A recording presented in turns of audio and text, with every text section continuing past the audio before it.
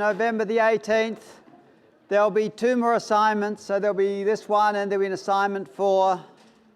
And that's all the assignments we'll have. I'm going to hand back the exam at the end of today. Does anyone have any questions? Oh, average for the midterm. I wrote that down. Average was 34 out of 45, and the median was 35. Most people did really well. We're very pleased. There are some people who are struggling. Please talk to your TAs. Come to office hours. Read the piazza. I noticed only 50 people or something read a lot of the important discussions that were going on. Okay, so please read those. There's any other questions? All right.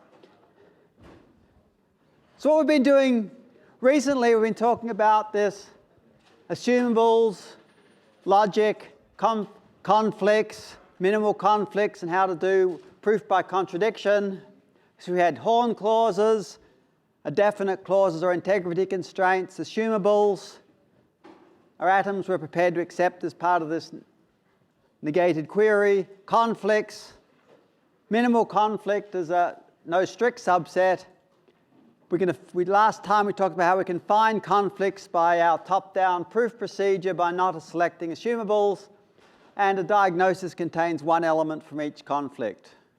And we saw how we could actually isolate whether a single faults or double faults were required to be assumed, for example. Okay, are there any questions about any of that? Okay, let's have a clicker question. It's a good way to start the class. Make sure we all know what we're doing.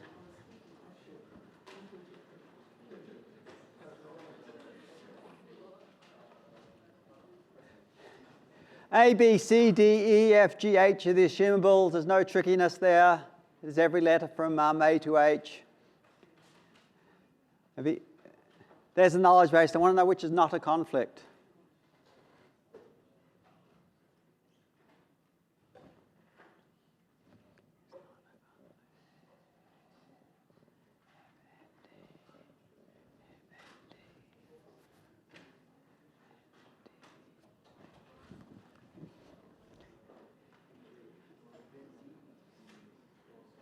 How are we going? Do people need more time?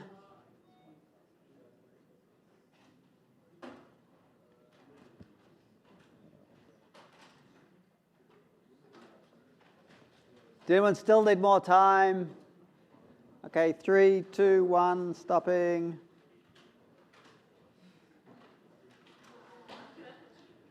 The answer is F and D. What was next most popular was B. C and D together imply E and B implies F, so it implies E and F. That's false. And E has too many things, but still a conflict. It's just not a minimal conflict. Okay, any questions about that?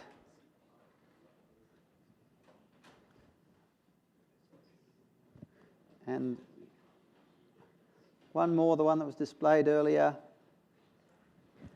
Suppose C and D and E and D and F are all the minimal conflicts from this knowledge base KB, and which of the following is not true?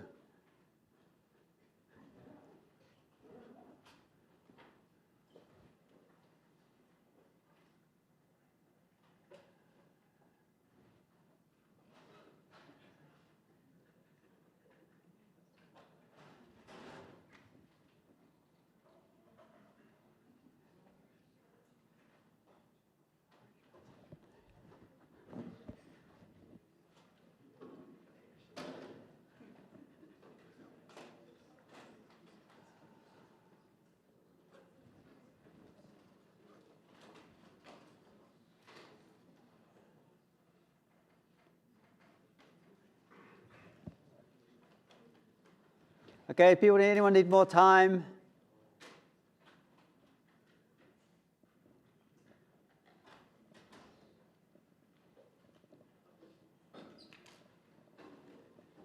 Anyone still need more time? Okay, 3, 2, 1, stop. All right, good, we like this.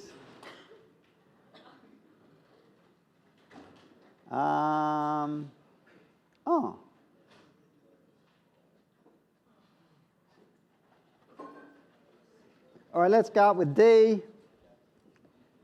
What's the most popular? D.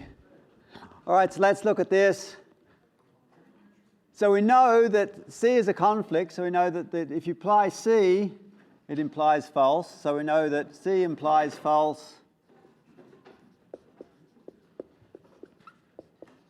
So the knowledge base entails not C. We know that DE implies false. Implies false. So the knowledge base entails not D or not E. And we know that D and F implies false. Implies false. So that the knowledge base entails, what's that? Not D or not F. So it's not the case that not D is true in all models, because it could be the case that this is true, and this is true. Or it could be the case that not C is true, not E is true, and not F is true, and that is everything we want to know, in which case not D is not a logical consequence. And it's true that either not D or not E or not F is true, but not the conjunction. So D is not the right answer. What's the next most popular? B.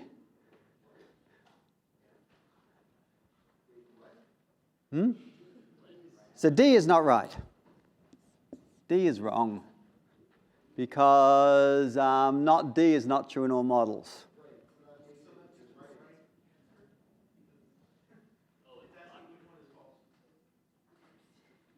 Oh, sorry.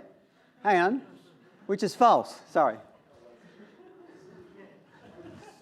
Not D. D is wrong, so it's the right answer, but we're going through them in order.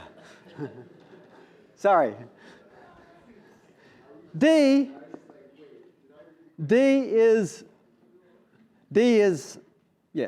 false, so it's the right answer. We're just going through each of them in order.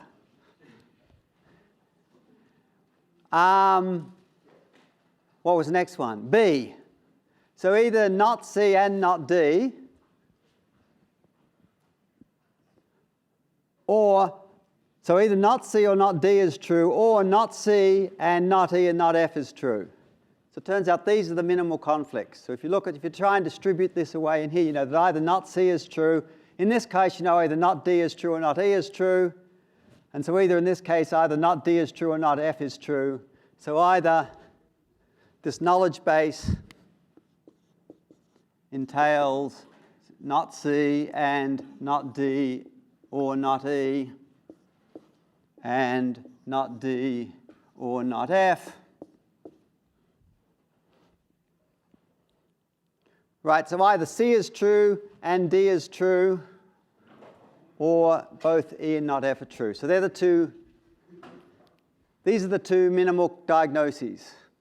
So C and B are both the same statement.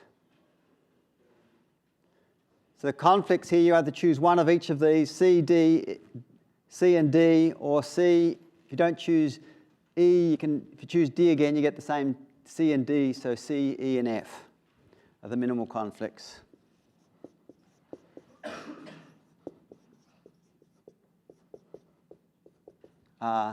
C, D, and C, E, and F. Are there any questions about that? Right, you either pick C and D. Once you pick D, you pick D here, and any other path through here, C, E, D, F is the only other path, the only other selection in there. And a few people said, hey, not C is true in all models is true. That follows. And either not D or not E is true in every model. That's what that conflict says. Okay, so remind me again what the right answer was. I can't remember. D. So D is the correct answer. Oh, no. Okay, any questions about that? All right, good.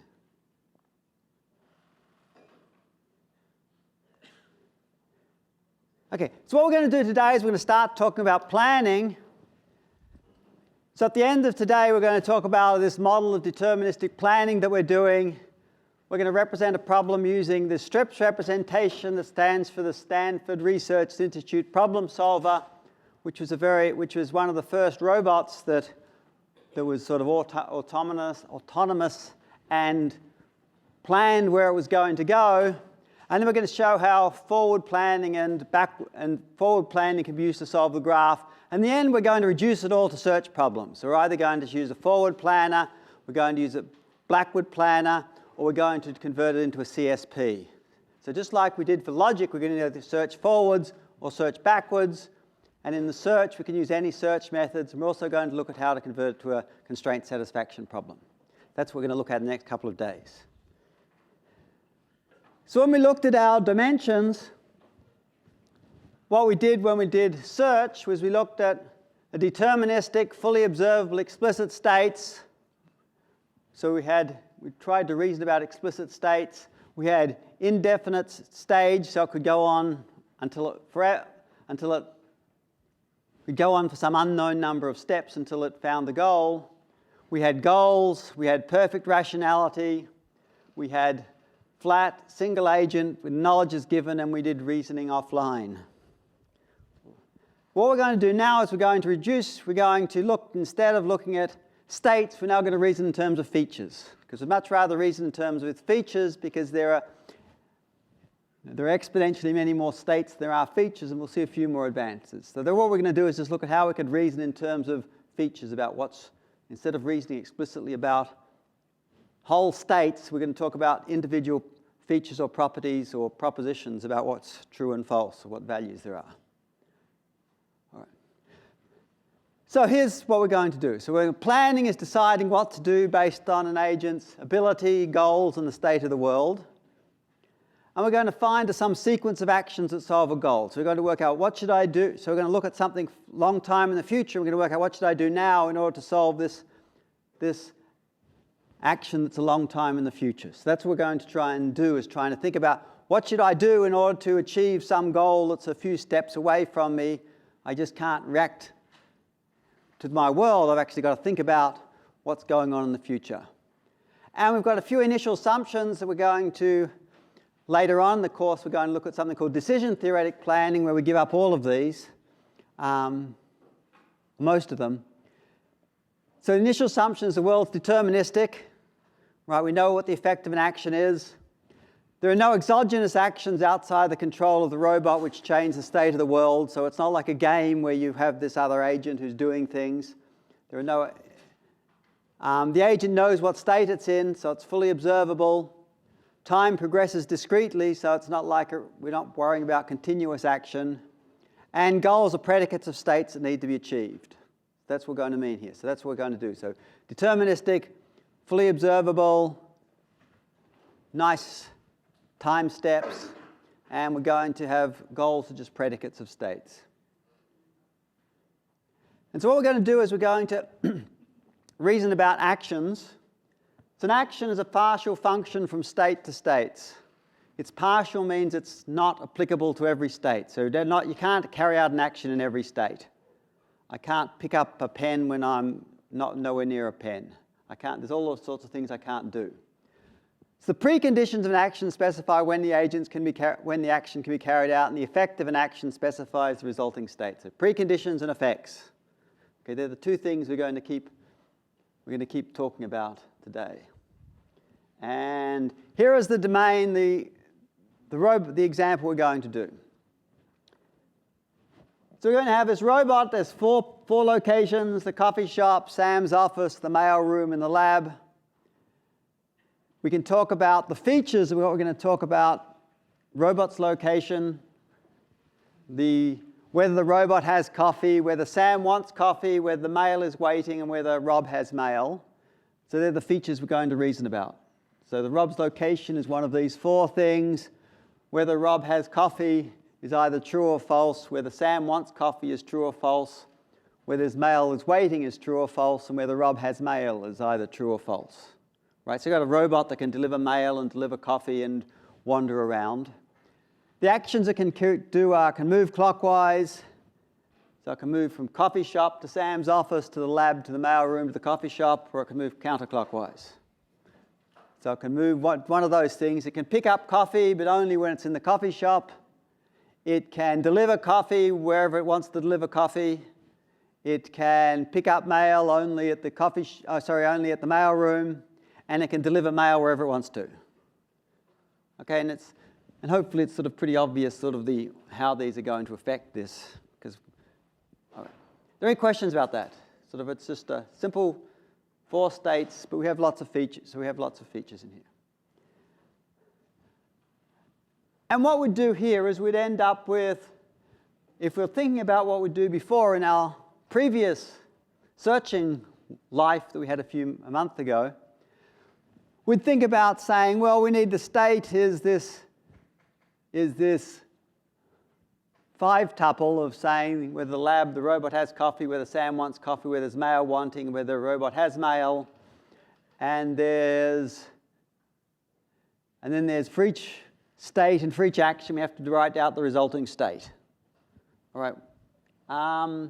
Before we do this, how many states are there? How many states are there?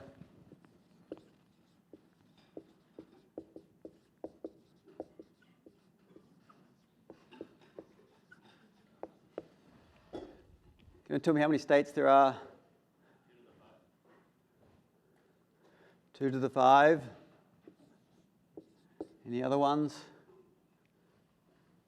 Why it's 2 to the 5? I thought the features were all Booleans, but now looking at it again, it's probably not. So what is it? I think it's 2 to the 4 times Rob's location can be times 4. That's a 2 to the 4 times 4. Maybe.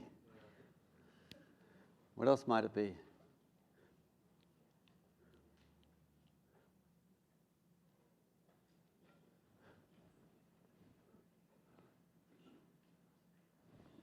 Four locations, 2 has coffees, 2 wants coffees, 2 mail waitings, 2 Rob has mail. So you can multiply them out, whatever that is. What is that? Who knows how to do arithmetic? 64. Right.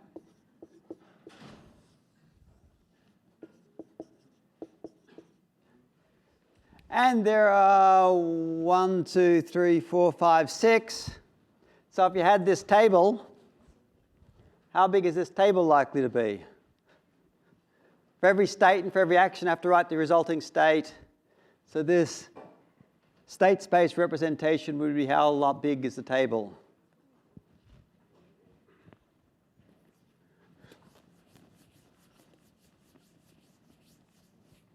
Right, so there's 64 states times, how many actions were there? Who remembers? Oh, I don't remember either. 1, 2, 3, 4, 5, 6 actions.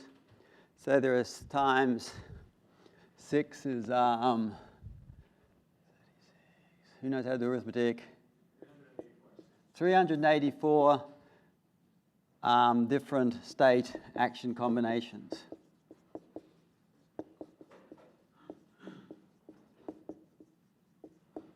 Okay, so if we want to do this table, it's potentially of this size, but there's a whole lot of things that we can't do, right? So it's sort of less than that. And how much it is. All right, so first of all, it's sort of exponentially big. And the second problem is, what happens when we also want to model the robot's battery charge? Maybe there's high, medium, or low.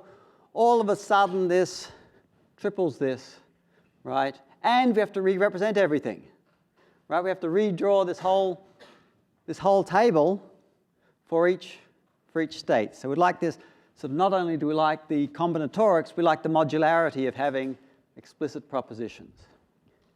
Okay, so what we're going to do is we're going to give up on this representation. We're going to say, well, we don't like this representation. What we'd rather do is just actually represent each action about how it works. And so that's the first one we're going to do is this stripped representation.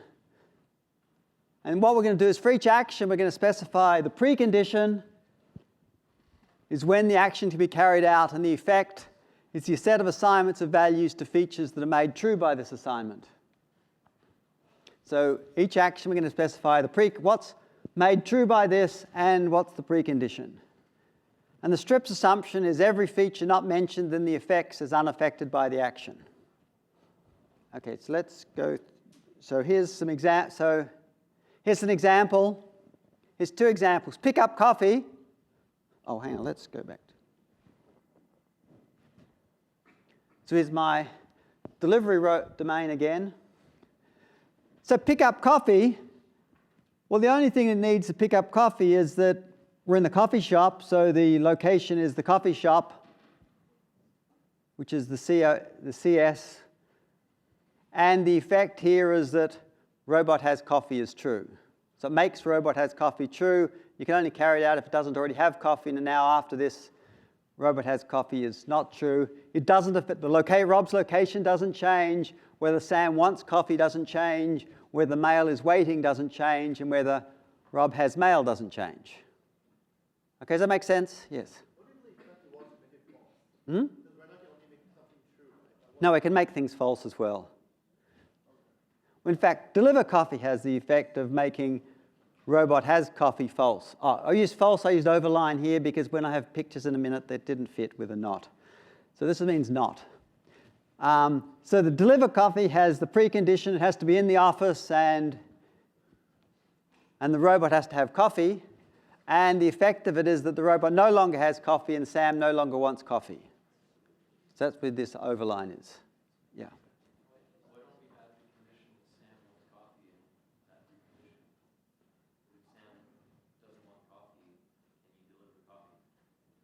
List says you can. You can just go ahead and deliver coffee.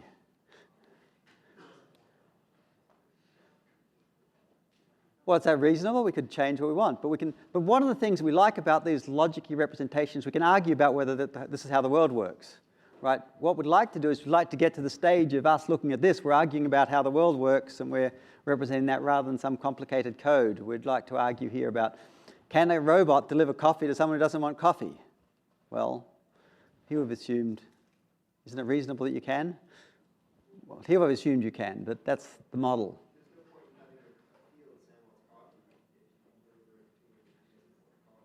Why? Sam not wanting coffee might be my goal.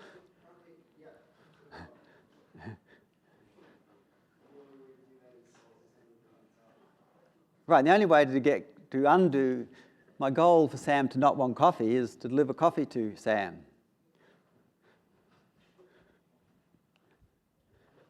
All right, so let's look at another example.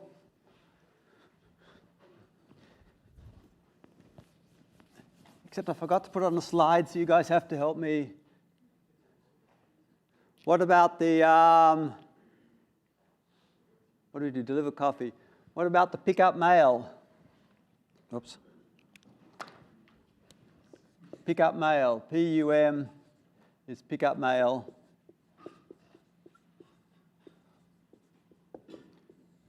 What are its preconditions?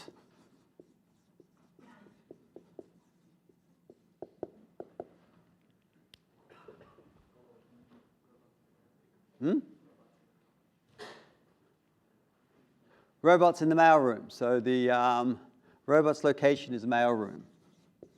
Location equals mailroom.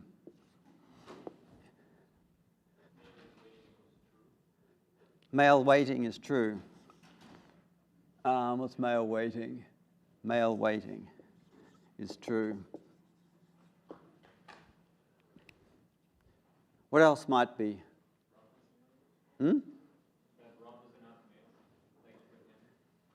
Right, so now I can say, can the Rob pick up the mail when it's already carrying mail? Well, maybe, maybe not. We have to look about the robot is. But now we're talking about how the robot works, right? Just for the moment, I think I'll assume that doesn't. But that's a sort of reasonable thing to have that as a precondition. Right, that they can't pick up mail if it's already holding mail. But let's not have that. Let's do this. So what are its effects?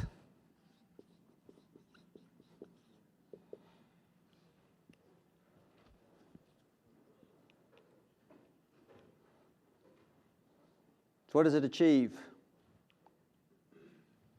Well, let's go through it. Does it affect its location? All right, so location shouldn't be mentioned. Does it affect whether Rob has coffee? Well, hopefully not. Well, maybe, but does it affect whether Sam wants coffee? What about does it affect whether Mail is waiting?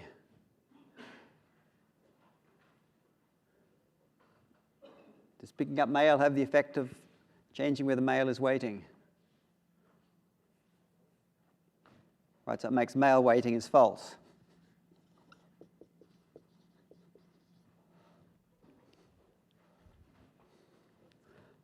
Okay, what else would this affect?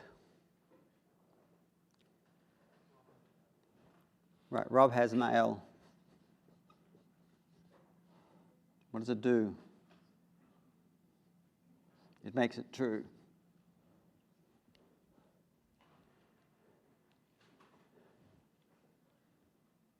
Does that make sense? And in these ones here, we're just going to write it down. The robot has coffee. In these slides, in order to save space, instead of writing it in this way, we're just going to write this as MW. That's an awful pen. Robot has the lowercase, and an overline means not. So this means this, and this means the negate. Whoops. Mail waiting is false. I'm putting an overline on it. And Rob has Mail. I'm just using the lowercase here is the positive one. And here I'm just going to write it down as just MR. And here it's just MW. So I'm just going to use the lowercase version for true. And here I'm just going to write down the location as just the mail room. Okay, does that make sense what we're doing? Any questions? Yes?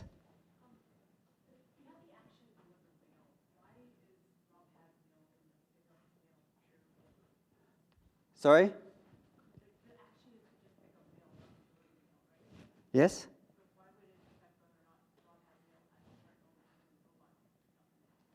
After the robot's picking up the mail, it has mail. So this is before, and this is after.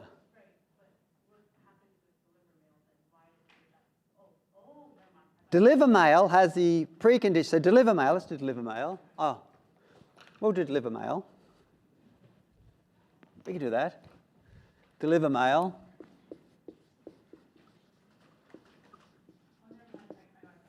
Oh, that's okay, we'll do it anyway. What are the preconditions?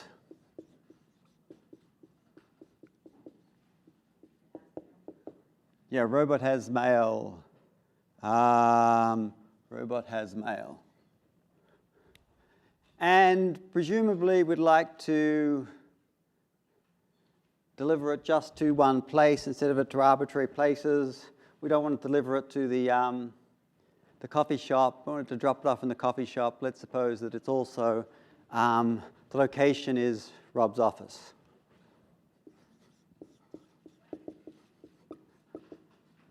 His office. And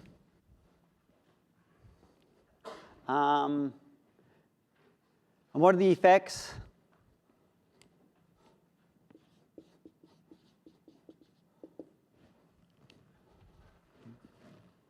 For deliver mail, what does it affect? Right, so it makes Rob has mail false. We'll write it just as that bar at the top. That makes sense? So this is before, and this is after. Okay, any other questions? All right.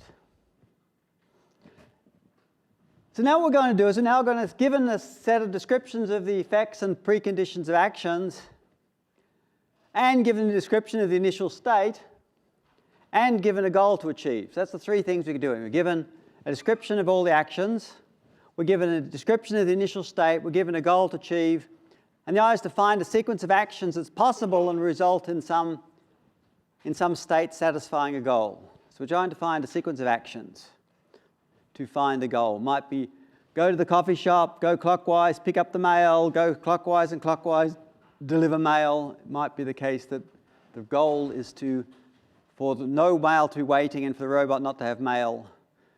We might have a goal of Sam not wanting coffee. Okay, does that make sense? Good.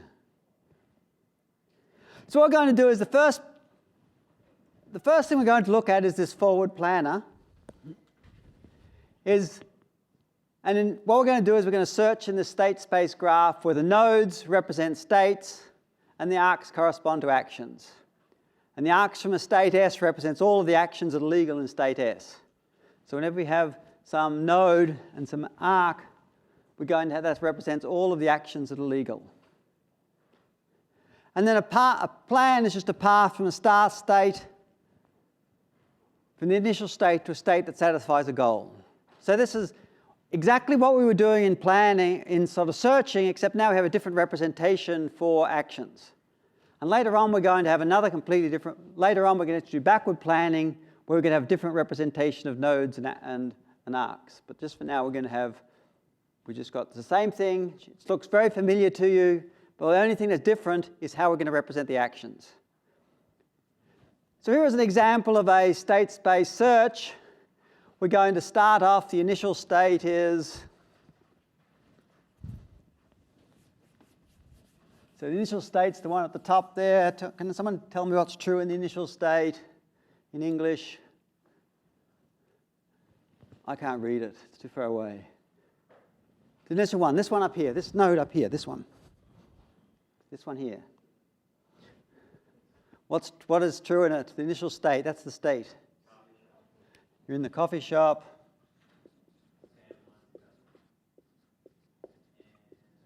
What? Sam wants coffee.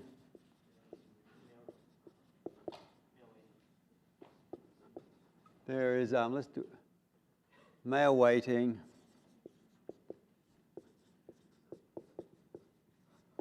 And the robot doesn't have coffee. Doesn't have coffee.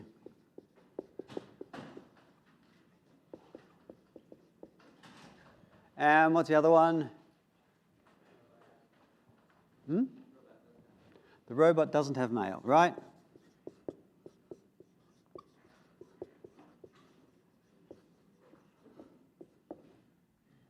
So this is the initial state.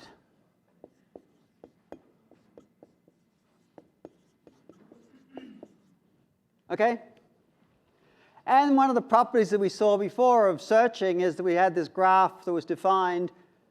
The search graph here doesn't really depend on the goal state. Remember when we did it, only the heuristics depended on the goal state. So the search space is the same independently of the goal state. And if we're in here, if we're going to look at this graph here, we'd like to think of what actions are possible in this state. So what's possible in this state? So what are the actions in here? Can it move clockwise? Can it move clockwise from that state? That's the world. This is the state. Can it move clockwise? Intuitively, if it's in the coffee shop and doesn't have coffee and wants coffee and there's mail waiting, can it move clockwise? Yeah, right. So that's possible. What about move counterclockwise? Is that possible? Yeah. What about pick up coffee? Is that possible? Yes. What about deliver coffee? Is that possible? Right, it can't deliver coffee, it doesn't have coffee. So it can't deliver coffee, it's not in the right location. What about pick up mail? Can it pick up mail? No. Yes? No. It's in the coffee shop. And what about deliver mail? Can it deliver mail? No. Right. So in the search space, there's only 3 arcs corresponding to these 3 things. Right? That's the 3 arcs that are up there. And if we look at pick up coffee, then hopefully it has the things that we'd expect, and I can't highlight this for some reason because it's evil. Oh, there it is. It's not that evil. And if you look at what happens when you pick up coffee, the only thing that changes is whether the robot has coffee. Right, so now we can compute the resulting state from the previous state just given the definition of this action because we know what it undoes and changes. Okay, now from here, if we move from this one here, you can no longer pick up coffee. It can but now it can move. Can move clockwise or this says MAC, move anti-clockwise or move counterclockwise. Doesn't matter. They're all the same. So in here you can move clockwise. We can go to the CS from the coffee shop. It can go to Sam's office. Or I can go to the office and find that node there. At Sam's office, it now is carrying coffee. It can now deliver coffee, or it can move clockwise or move anti-clockwise. They're the possible actions. Does that make sense? We have all of these states. We can, in each state here, we can work out what's true by working out the arcs, by working out the preconditions of the actions, and for each precondition, each action, we can work out the resulting state. That's the game we're going to play here. And if we move clockwise from here, we started off with this initial state, we move clockwise, and we move counterclockwise, we end up at the same state again. Right, so we can end up with cycles in here just by moving backwards and forwards. And you're allowed to move backwards and forwards. Right, so does that make sense about what we're doing here? We just have the nodes of states, and the arcs, we're going to compute things that are going on. Is everyone happy? All right, good. Oh no, there's one with a whole lot of errors, and I can't remember where any of them are. I think there are lots of typos on this slide. We have to find out what they are. Oh no. And I can't remember what any of them are, so you have to help me, okay? All right. So the goal state is the number 1. I'm going to assume that's correct. I have no reason to think that it's in the mail room, it doesn't have coffee, Sam wants coffee, there's mail waiting, and there's robot doesn't have mail. So let's look at number 2. So number 1 we'll assume is correct. Is number 2 correct? If you pick up mail, is that what happens? Do you want me to zoom in or something? Hang on, can I zoom in? Oh, there, that's better. I'll make it big. It's number 2 here.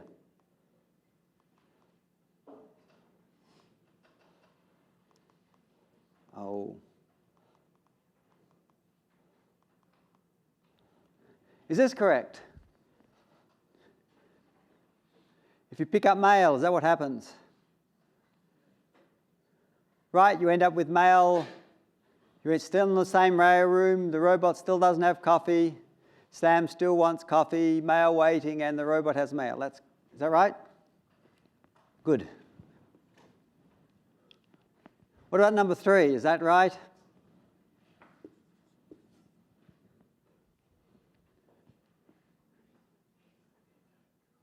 If you move counterclockwise from the mail room to Sam's office, it still doesn't have coffee. Sam doesn't want coffee. There's no mail waiting. And the robot doesn't have mail. Okay. What about number 4? If you pick up coffee,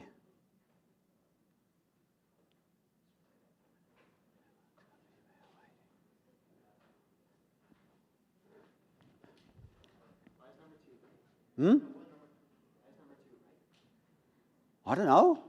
Why is number 2 right? I don't know. Why is number 2 wrong?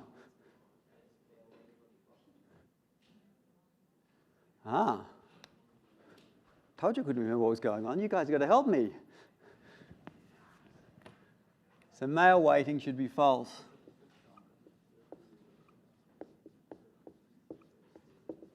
It was correct because no one objected.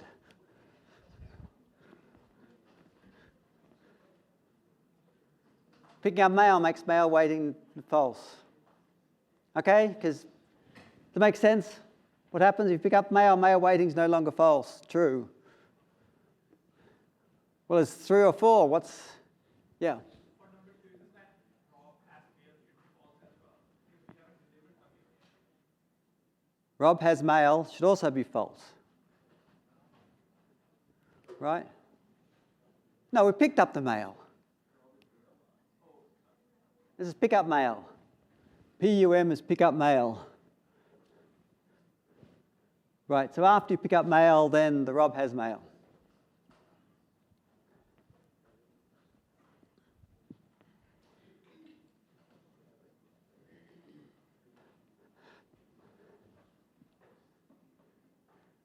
So what else is wrong in here? Let's do a few. See if we can find a few more things. Right, you can't pick up coffee in the mail room. Ah, the wrong precondition.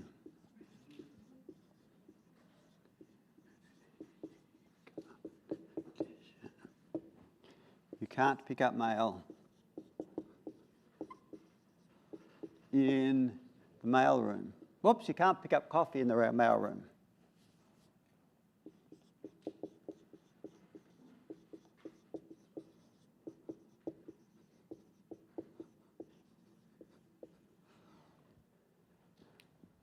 Right, what else is wrong?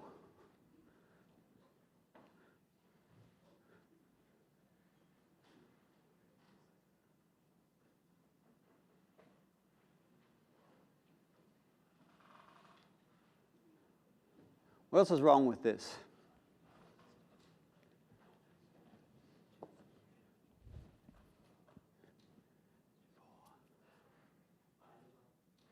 Why is 5 wrong?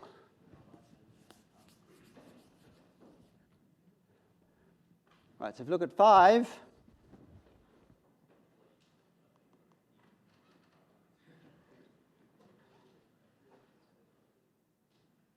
so why is 5 wrong? Ah, the robot accidentally picked up coffee magically, right?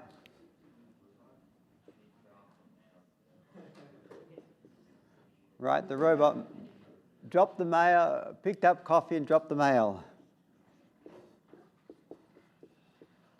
Can't pick up the coffee and drop the mail.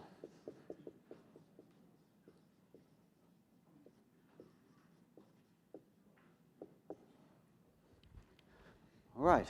What else is wrong?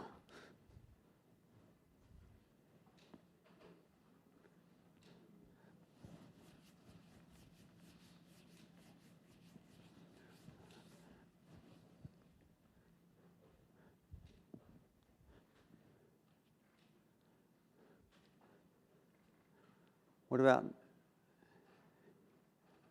All right, let's keep going. It's 6. Is that? Oh, really?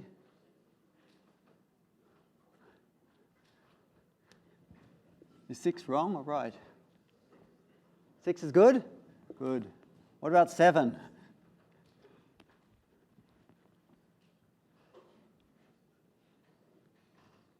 Where's 7? On that right there.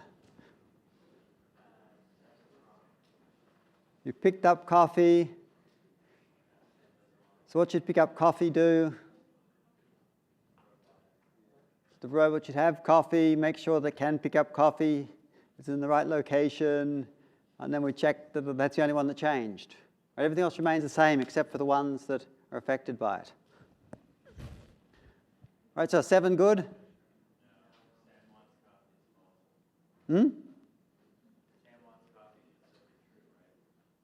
Sam wants coffee. Oh yeah, that didn't, picking up coffee didn't make Sam not want coffee. Hmm?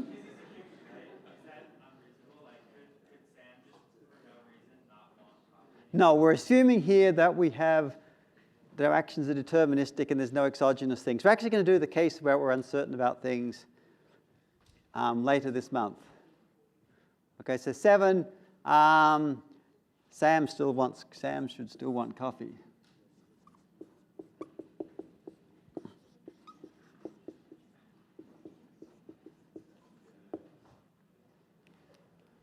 So we're assuming that we're omniscient and know sort of everything and that things don't change.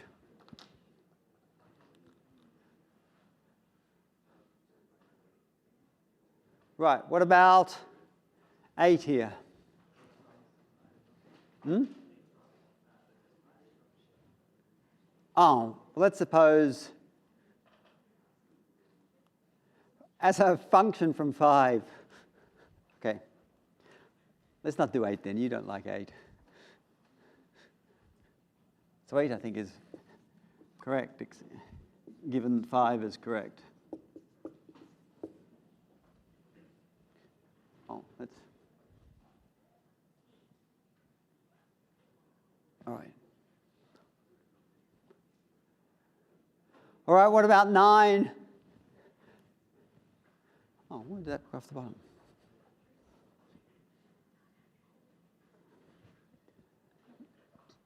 Office, right, we checked that. Does that seem reasonable? Moves anti-clockwise from the lab. Goes to the office.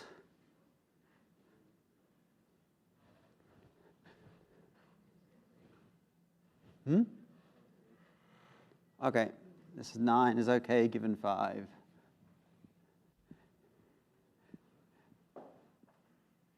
And are there other, which actions are missing? Are there any actions that are missing?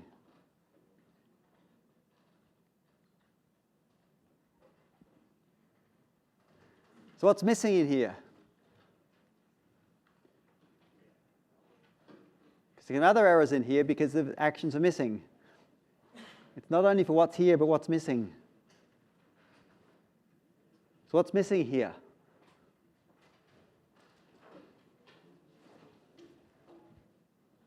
All right. All right, what we'll do is these slides are online. Have a look and we'll see if we can find any more at the start of next class. I've got the midterms here.